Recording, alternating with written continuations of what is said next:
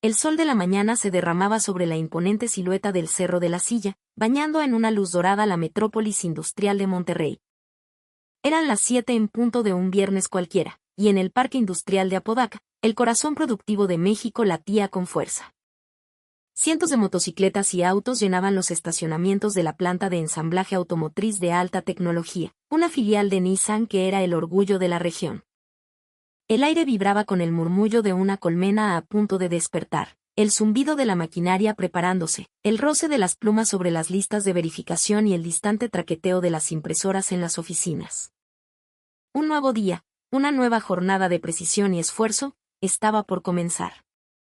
El edificio, aunque con 3 décadas a sus espaldas, relucía.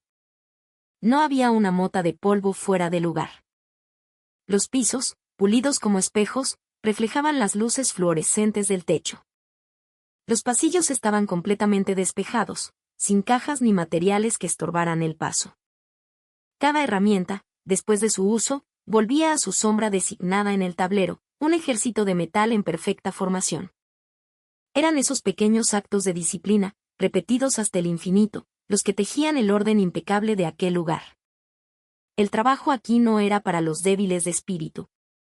Consistía en la repetición metódica de tareas que exigían una concentración absoluta, apretar tornillos diminutos con el torque exacto, inspeccionar arneses eléctricos en busca de fallas microscópicas a simple vista, y mover silenciosamente pesadas piezas de un lado a otro.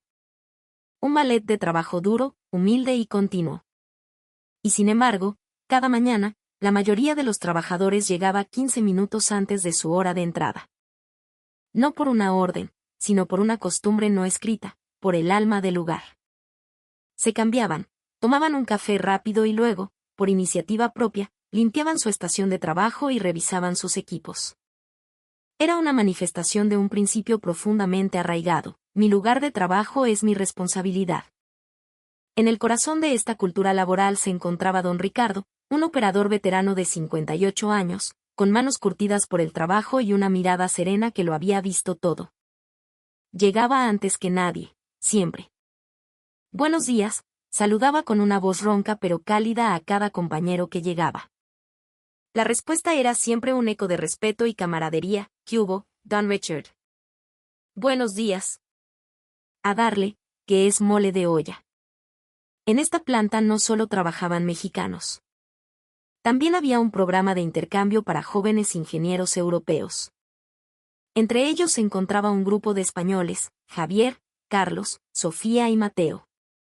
Cuando llegaron por primera vez, un año atrás, eran la viva imagen de la cortesía y la diligencia. Buenos días, don Ricardo, decía Javier, el líder no oficial del grupo, en un español peninsular que sonaba formal y exótico en aquel entorno. Épale, chaval. Qué bueno que llegaste.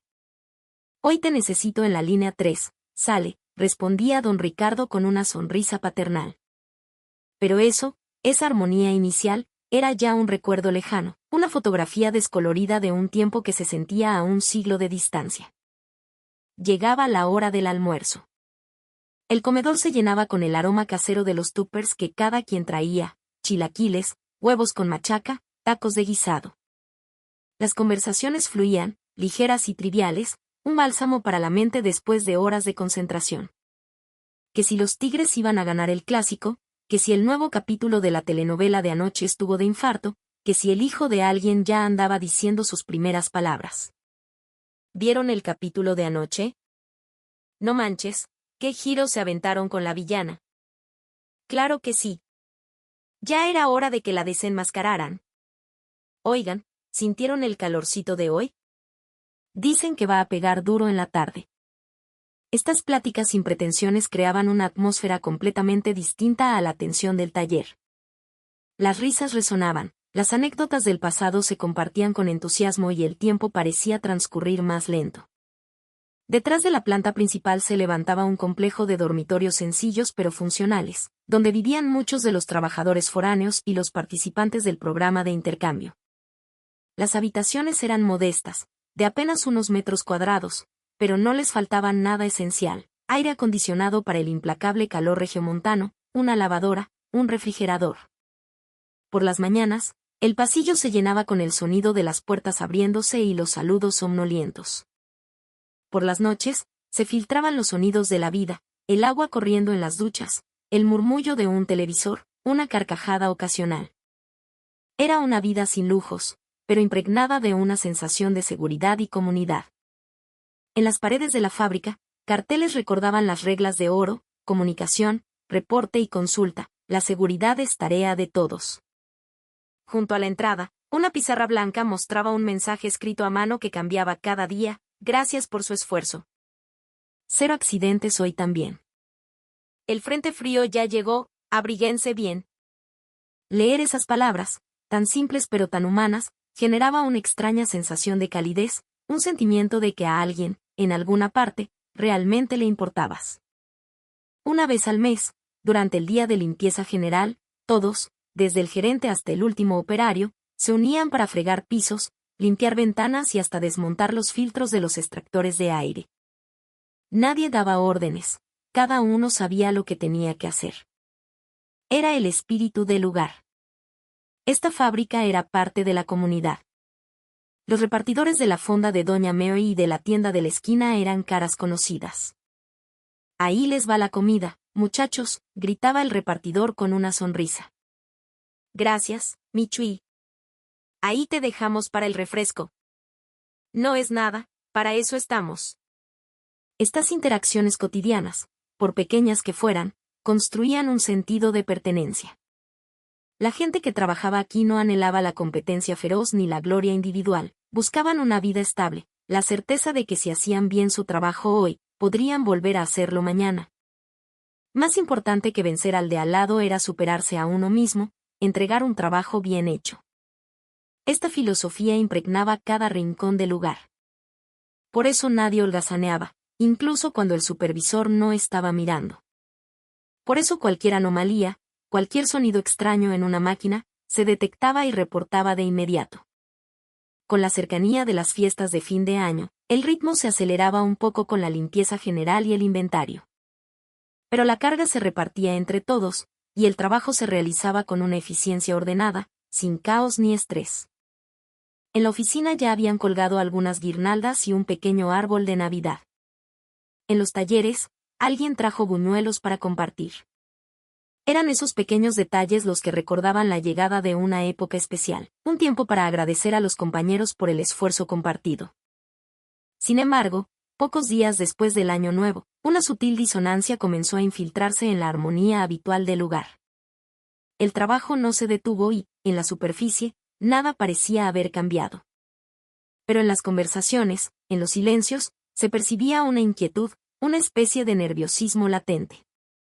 Era especialmente notorio durante la hora del almuerzo. La atmósfera tranquila de siempre se había vuelto extrañamente volátil, cargada con la expectación de algo inminente. En la oficina de recursos humanos, las solicitudes de vacaciones aumentaron, junto con peticiones para imprimir boletos de avión y preguntas sobre taxis al aeropuerto. Era lógico pensar en el periodo vacacional, pero el ambiente de este año era diferente. No era la simple alegría de volver a casa por unos días, parecía haber un cambio de mentalidad más profundo.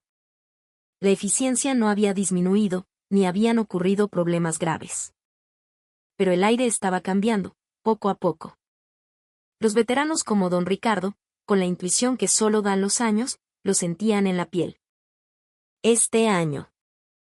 El ambiente se siente raro, ¿no crees?, le murmuraba a un colega. Esa extraña sensación, esa nota discordante que era fácil ignorar, era el preludio de la tormenta que estaba a punto de desatarse. Unas 2 semanas después del Año Nuevo, esa sensación se convirtió en una tensión palpable.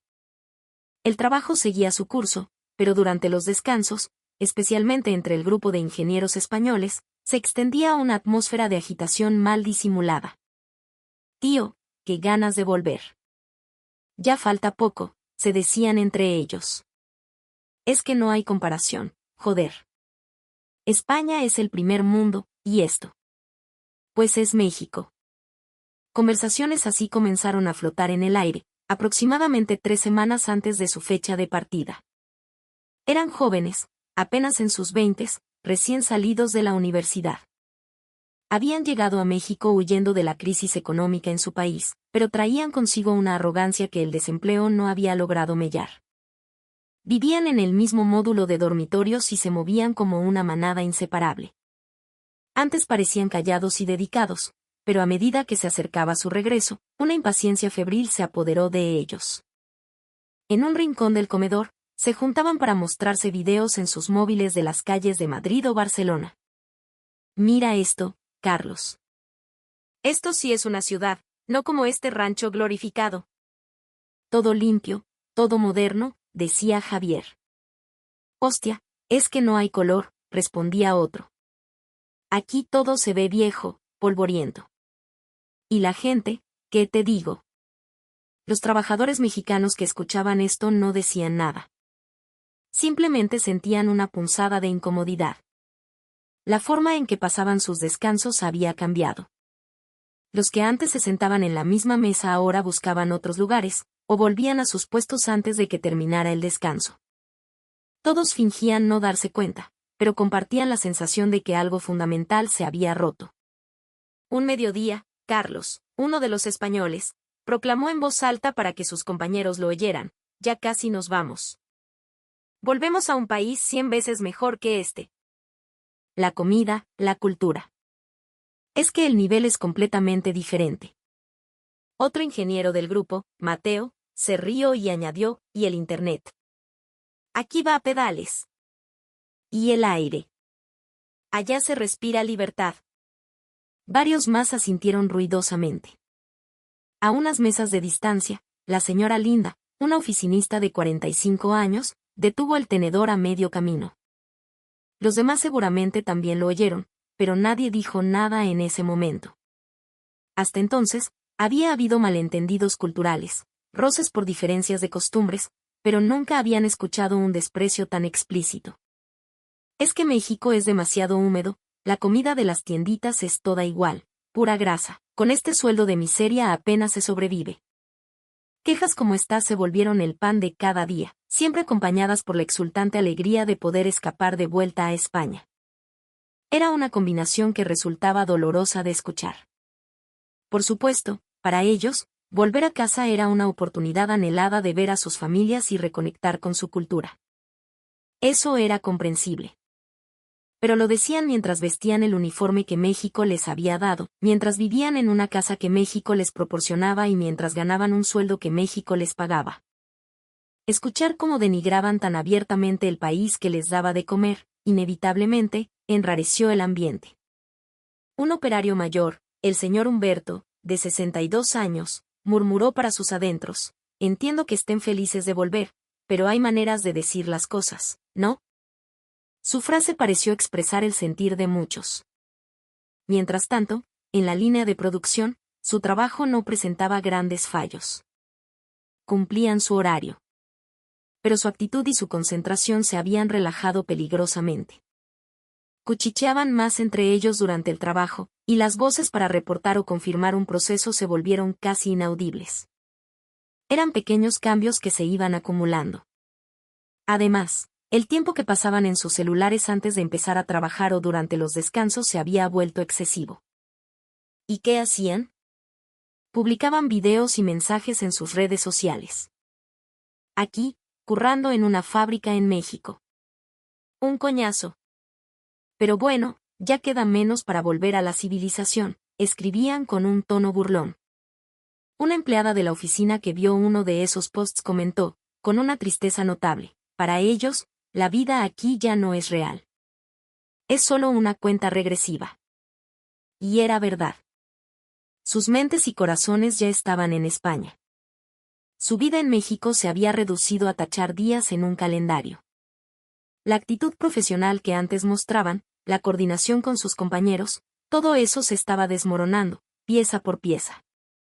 Y aún así, en ese momento, nadie les llamó la atención de forma directa. No había ocurrido un problema público, solo eran palabras y actitudes, cosas difíciles de señalar, que se filtraban lentamente en el tejido del lugar de trabajo. Pero la atmósfera, la sensación de que algo andaba muy mal, se acumulaba. Y muchos tenían el presentimiento de que, si las cosas seguían así, algo inevitablemente iba a estallar. A medida que se acercaba la fecha de su partida, la sutil discordia se transformó en un comportamiento abiertamente molesto.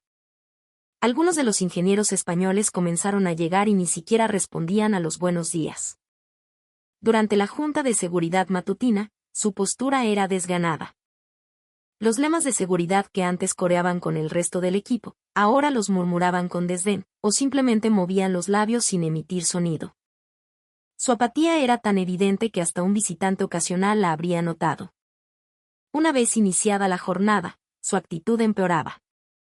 Llegaban justo a la hora, a veces sin haberse lavado la cara, con el uniforme mal abotonado. Otros empezaban a trabajar sin tener todas sus herramientas listas. Cuando se les llamaba la atención, respondían con un displicente sí, sí, y luego intercambiaban miradas y sonrisas burlonas con sus compatriotas. El ingeniero Morales, el jefe de planta de 52 años, al principio les recordaba las normas con paciencia. Pero al ver que no había ninguna mejora, su frustración crecía. ¿Qué les pasa a estos muchachos últimamente? Antes eran más serios, más profesionales, se quejaba en la oficina. Era una pregunta retórica, pero completamente justificada. Lo más flagrante era el uso de sus teléfonos personales en plena área de trabajo. Varios de ellos fueron sorprendidos revisando sus redes sociales mientras operaban maquinaria. Está prohibido usar el celular durante el trabajo, se les repetía una y otra vez. Pero ahora, en lugar de disculparse, se defendían. Solo estaba contactando a mi familia, no hay problema, argumentaba uno. Otro llegó a decir, ¿y qué sentido tiene esta regla tan estúpida? Los días en que decían perdón y se guardaban el teléfono en el bolsillo habían terminado. Ahora lo manejaban como si fuera un derecho inalienable. Entre ellos flotaba un aire de ya nos vamos en unos días, así que todo nos da igual.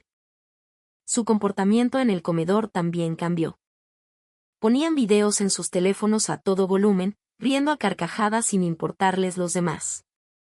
Y aunque era evidente que molestaban a otros comensales, no bajaban la voz a menos que alguien se los pidiera directamente. Los tacos de la tiendita de enfrente son todos iguales, ya me cansé, se quejaban en voz alta.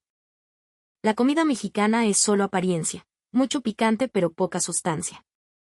Al escuchar esto, un operario de mediana edad se levantó de su mesa con una mueca de disgusto y se fue.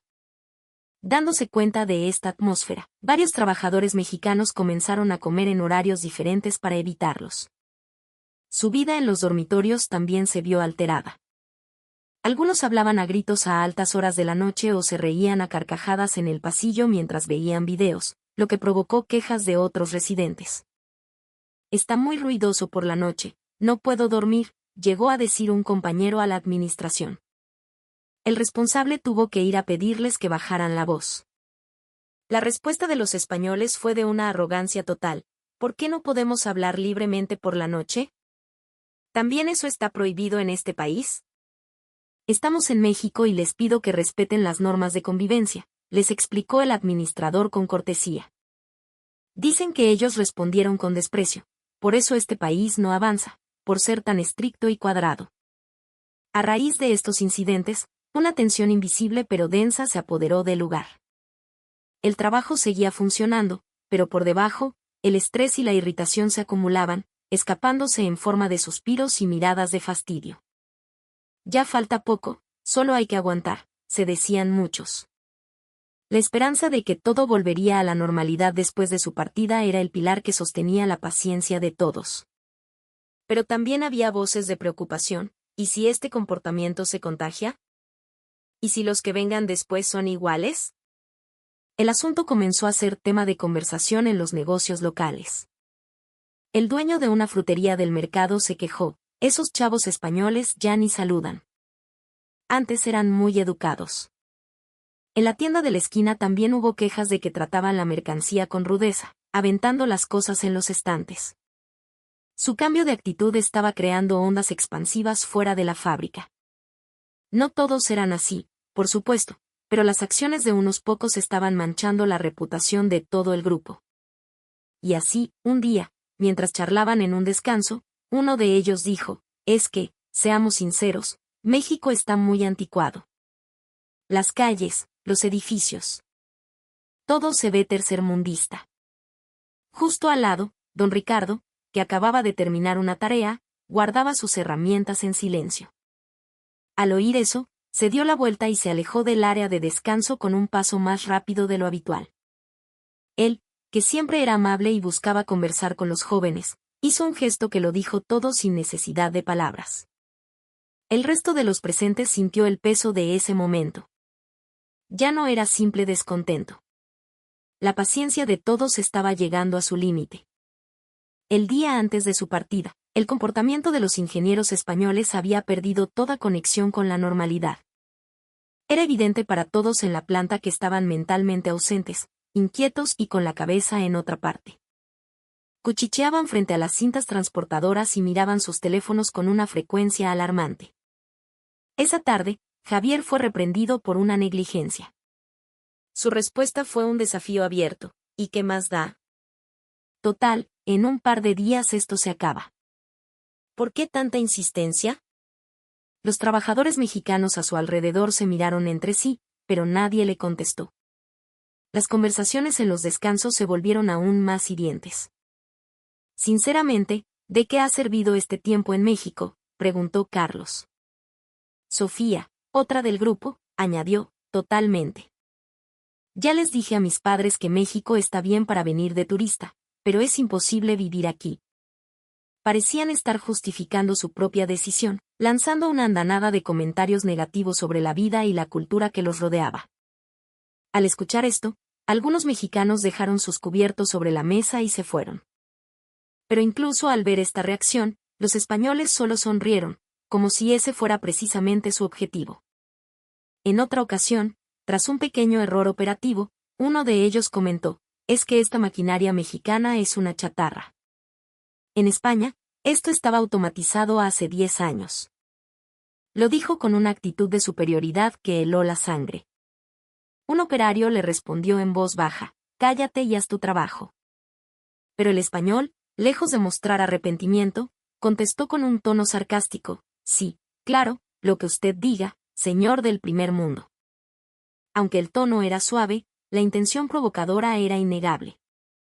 En los dormitorios, por la noche, las carcajadas del grupo resonaban por todo el pasillo.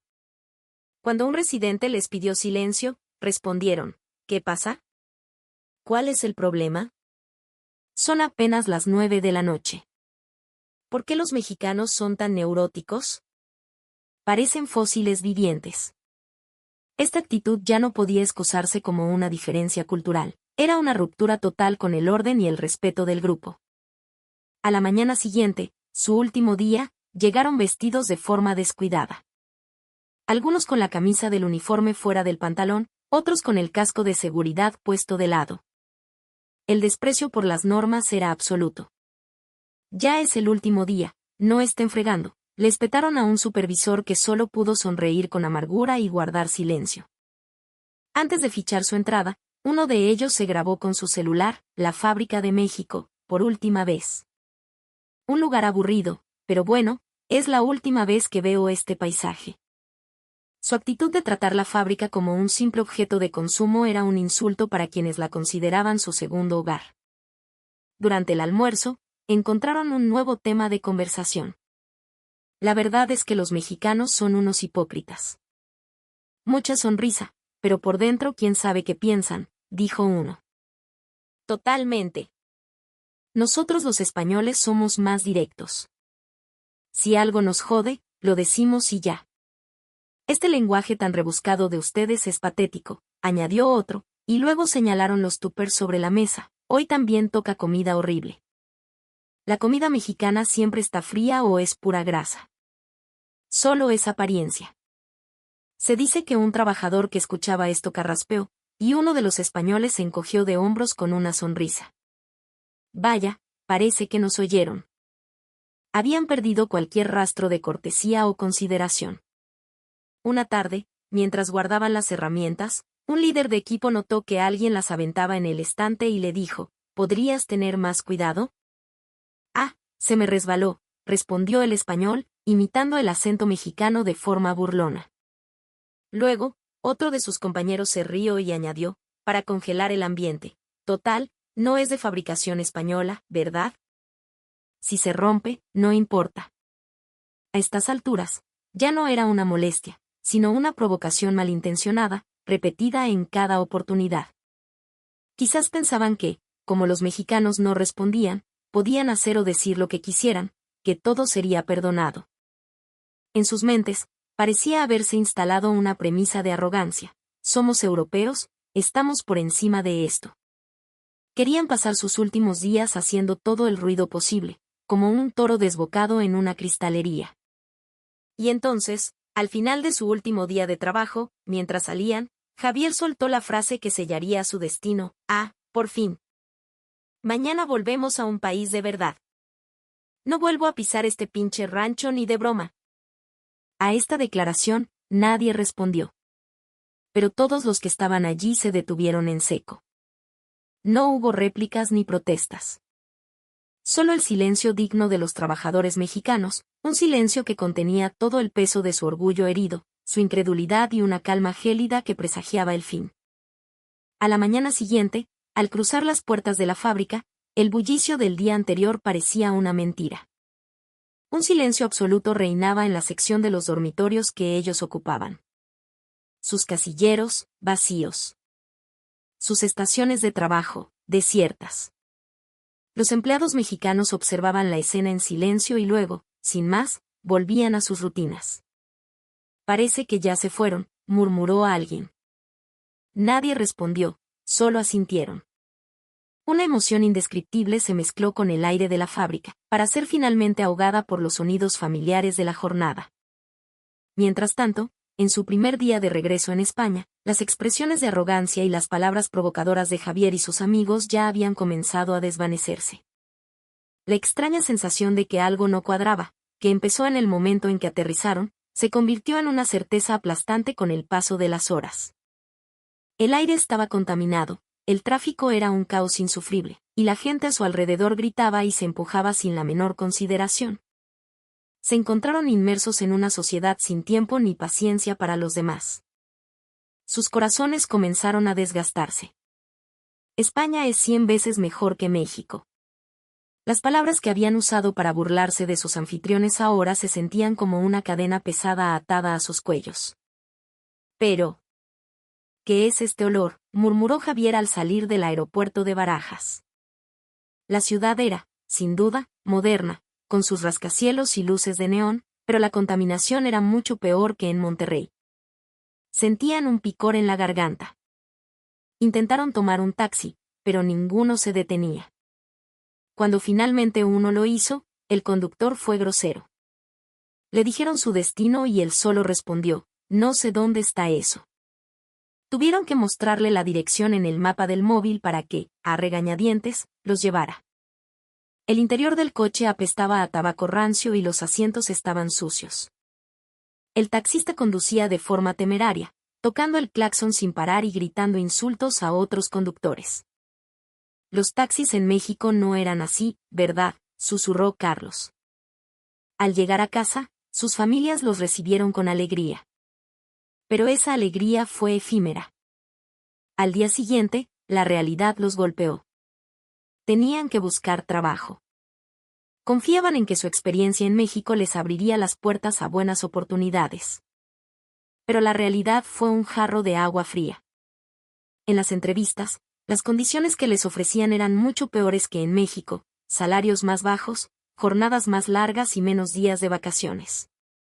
Con tu experiencia en el extranjero, esperaba que aspiraras a algo mejor, le dijo un entrevistador a Javier. Pero tu contrato no lo terminaste, ¿verdad? Volviste antes de tiempo. No, solo fueron vacaciones, intentó explicar Javier desesperadamente. Pero la mirada del entrevistador estaba llena de escepticismo. Al final, el único trabajo que encontraron fue en una pequeña fábrica en las afueras, con un sueldo que era la mitad de lo que ganaban en México y en un entorno laboral deplorable. El lugar estaba lleno de polvo, el ruido de la maquinaria era ensordecedor y las normas de seguridad eran una broma. Nadie se quejaba, pero en los descansos solo se escuchaban lamentos y gritos. En ese ambiente, inevitablemente, recordaban la limpieza y el orden de la planta de Monterrey. Recordaban la puntualidad, la camaradería. Incluso el transporte era una pesadilla. En México, tomaban un autobús puntual y poco concurrido, donde hasta podían escuchar música. Ahora, aunque salieran una hora antes, se subían a un metro abarrotado y a menudo llegaban tarde. Empujados y aplastados, llegaban a la fábrica para ser recibidos por un jefe que gritaba por la menor nimiedad y por máquinas viejas y defectuosas. Nadie les daba los buenos días. Nadie ofrecía ayuda. Los días pasaban, uno igual al otro, y poco a poco dejaron de hablar. Sin darse cuenta, la frase España es mucho mejor que México desapareció de su vocabulario. Solo en sus corazones, un pensamiento persistía: si pudiéramos volver. Pero sabían que admitirlo en voz alta sería destruir el último vestigio de su orgullo. Así que callaban. Mientras tanto, en México, pequeños pero significativos cambios se estaban produciendo. Los uniformes que ellos usaron fueron reasignados a otros casilleros. Las cajas de herramientas con sus nombres desaparecieron por completo del taller. Las llamadas de la agencia de contratación se volvieron menos frecuentes. Los empleados mexicanos guardaban silencio. No hubo palabras directas, pero el hecho de que ya no eran necesarios se hizo cada vez más evidente. Después de las vacaciones, no recibieron ninguna noticia. Aunque estaban ansiosos, se convencían a sí mismos de que era solo un retraso administrativo. Sin embargo, un día, uno de ellos dijo en voz baja: ojalá no hubiéramos dicho todas esas cosas en México. Nadie respondió, pero el silencio fue más elocuente que cualquier palabra. Todos sintieron que ya era demasiado tarde. Fue entonces cuando, navegando en redes sociales, vieron la publicación de un antiguo compañero que había regresado en las mismas fechas. Había sido reasignado a otra fábrica en México. En la foto, se veía un dormitorio limpio, un taller ordenado y un ambiente de trabajo tranquilo. Al ver esa imagen, no sintieron alegría ni envidia, sino una aplastante sensación de fracaso. ¿Por qué él sí pudo volver y nosotros no? ¿Qué hicimos diferente? Pero era una pregunta cuya respuesta ya conocían. Las palabras, una vez dichas, no se pueden recoger. La publicación en redes sociales disparó su ansiedad. El hecho de que un colega ya estuviera trabajando en un nuevo puesto en México, mientras ellos estaban estancados, era la prueba irrefutable de que habían sido descartados. A partir de ese día, su actitud cambió. Pasaban horas mirando en silencio las pantallas de sus teléfonos. Entonces, un día, el responsable de la agencia de contratación los llamó. El mensaje fue breve y brutal: la empresa en México nos ha notificado que no puede volver a aceptarlos. Se quedaron sin palabras, paralizados. El agente continuó: presentaron múltiples testimonios y registros de sus declaraciones, y concluyeron que su comportamiento dañó gravemente la relación de confianza. El tono del agente era monótono, sin dejar lugar a la negociación. Colgó. Nunca más volvieron a tener noticias de la agencia. Desesperados, enviaron correos electrónicos a la fábrica en México. Sus mensajes estaban llenos de súplicas, despojados de toda la arrogancia de antaño. Eran textos que pedían, de rodillas, una segunda oportunidad. Pero no recibieron ni una sola respuesta. Días después, se enteraron por otras fuentes de que sus correos habían sido filtrados y eliminados automáticamente antes de ser leídos. La realidad de que ni siquiera merecían la atención de ser ignorados los aplastó. Su actitud en su nuevo trabajo empeoró. Ignoraban las advertencias, trabajaban con desgana y no hablaban con sus colegas. Poco después, su jefe les dijo directamente: si siguen así, tendremos que reconsiderar su contrato. Ni siquiera pudieron disculparse. Simplemente se dieron la vuelta y se fueron. Sus corazones estaban vacíos. Uno de ellos intentó solicitar una visa de trabajo para México por su cuenta. Pero durante el proceso de revisión, su solicitud fue rechazada debido a su historial. En el documento de rechazo, una nota indicaba: terminación de pasantía por comportamiento inapropiado. Se le doblaron las rodillas y cayó al suelo. La última esperanza se había desvanecido. En el trabajo, fueron completamente aislados. Los nuevos empleados los ignoraban desde el primer día. El ambiente era gélido, como si fueran invisibles. En el almuerzo, nadie les dirigía la mirada. Sus dormitorios también cambiaron. En un edificio ruidoso y sucio, los otros inquilinos se fueron mudando uno por uno, hasta que solo quedaron ellos. Cuando preguntaron si había habitaciones disponibles en otros lugares, la respuesta fue un frío no hay vacantes. Solo la soledad y el fracaso llenaban sus habitaciones. El golpe de gracia fue cuando el certificado de su experiencia laboral en México no fue validado por el gobierno, citando inconsistencias en el reporte. La experiencia que habían puesto en su currículum simplemente desapareció. Finalmente, recibieron su carta de despido. La razón: falta de cooperación y rendimiento notablemente bajo. Mientras recogían sus cosas, nadie les dirigió una palabra. Al salir por la puerta de la fábrica, comprendieron profundamente que todos los puentes habían sido quemados. Ellos, que se habían burlado de México, ahora no tenían a dónde ir. El arrepentimiento, la humillación, eran sentimientos que no podían compartir con nadie. Su historia, silenciosa y completamente, había llegado a su fin. Al atardecer, caminaban en silencio por una calle desierta. Nadie hablaba. Uno de ellos sacó su teléfono y abrió las fotos antiguas de México. La fábrica ordenada, los almuerzos cálidos, la sonrisa de un compañero. No era nostalgia lo que sentía, sino el vacío de haber perdido algo irrecuperable. Sus palabras y su actitud arrogante les habían cerrado todas las puertas. Meses después, en la planta de Nissan en Monterrey, una nueva generación de ingenieros en prácticas estaba trabajando. Eran jóvenes de Vietnam. Buenos días, resonaba su saludo enérgico por la fábrica. Órale, buenos días. A darle con todo, respondía don Ricardo con una sonrisa. Los nuevos internos eran serios, educados y, sobre todo, estaban llenos de un entusiasmo genuino por aprender. Es un gran honor poder aprender la tecnología de México, dijo uno de ellos, con los ojos brillantes. Quiero llevar lo que aprenda aquí de vuelta a mi país para contribuir. Al escuchar esto, don Ricardo asintió con satisfacción. Así se habla. Échenle ganas, muchachos. El ingeniero Morales también recorría la planta con una expresión de aprobación. La actitud lo es todo, le dijo a don Ricardo.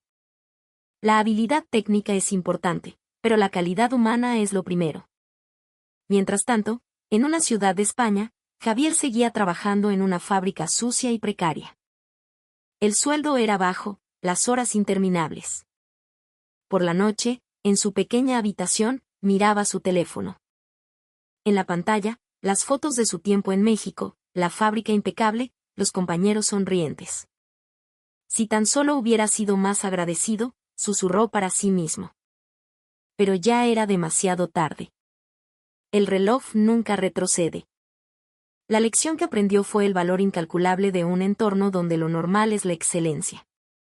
Un lugar de trabajo limpio, puntual y respetuoso. Y la importancia de no olvidar nunca la gratitud hacia las personas que crean ese entorno. Pero cuando se dio cuenta de esto, ya no había vuelta atrás. Las lágrimas asomaron a sus ojos. Pero ya no había nadie allí para secarlas. España es 100 veces mejor que México. Las palabras que una vez dijo con tanta confianza ahora eran una maldición que se clavaba en su corazón, día tras día, en una vida llena de arrepentimiento. Porque al trabajar en el extranjero, es crucial respetar la cultura y las costumbres del país anfitrión. Pero aún más importante, es nunca dar por sentado lo que se recibe y mantener siempre una actitud humilde y agradecida.